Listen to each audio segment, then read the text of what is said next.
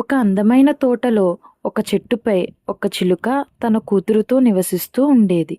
ఆ చిలుక పేరు మునిమాల. చిట్టి చిలుక పేరు రాధ. చిట్టి చిలుక చాలా తెలివైనది. రోజంతా ఆడుతూ పాడుతూ ఉండేది. ఇలా ఉండగా తల్లి చిలుక మునిమాల తన బిడ్డకు అక్షరాలు నేర్పించాలని నిర్ణయించుకుంది. ఒక మంచి సమయం చూసి చిట్టి చిలుకకు అక్షరాభ్యాసం చేయాలని తన స్నేహితులను పిలిచి ఈ వేడుకను ఘనంగా చేయాలని అనుకుంది. మరుసటి రోజు కాకమ్మ దగ్గరకు వెళ్ళి కాకమ్మ కాకమ్మ అని పిలిచింది. నా చిట్టి తల్లికి అక్షరాభ్యాసం చేయాలని అనుకుంటున్నాను. నీవు తప్పకుండా వేడుకకు రావాలి అంటూ అక్కడ నుంచి తేనెటీగల దగ్గరకు వెళ్తుంది. వాటికి ఆ వేడుక గురించి చెప్పి, మిత్రులారా, నాకు చిన్న సహాయం చేయండి. మీ తేనె తిట్ట నుండి కొంత తేనెని ఇస్తారా అని అడుగుతుంది. అవి ఆనందంగా తేనెను ఇచ్చి వాటికి ధన్యవాదాలు చెప్పింది. అక్కడ నుండి కోకిలమ్మ దగ్గరకు వెళ్తుంది. కోకిలమ్మకు కూడా ఆ వేడుక గురించి చెప్పి మిత్రమా, నా చిట్టి తల్లి వేడుకల్లో నీవు నీ పాటలు వినిపించు అని అడుగుతుంది. కోకిలమ్మ తప్పకుండా చిలకమ్మ అని అంటుంది.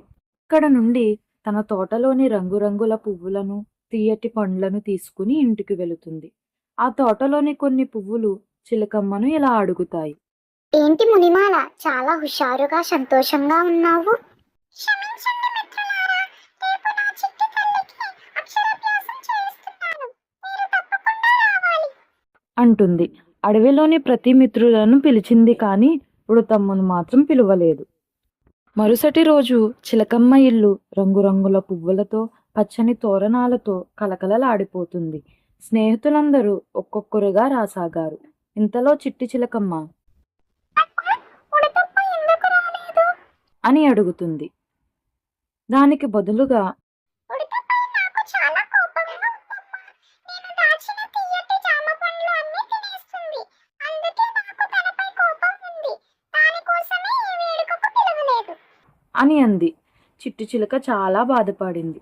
అప్పుడు కాకి చూడు చిలకమ్మ, చిన్న చిన్న గొడవల్ని మర్చిపోవాలి.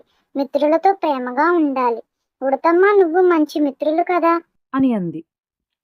అప్పుడు చిలకమ్మ ఉడతమ్మ ఇంటికి వెళ్ళి వేడుకకు తీసుకుని వచ్చింది. అందరూ కలిసి చిట్టి చిలకమ్మకు తేనెలో ముంచిన కలంతో అక్షరాభ్యాసం చేయిస్తారు.